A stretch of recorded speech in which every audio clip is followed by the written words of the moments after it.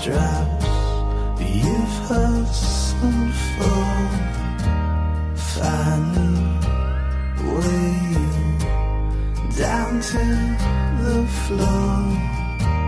Your feet drag your eyelids sag. I've been holding out, waiting for some patience to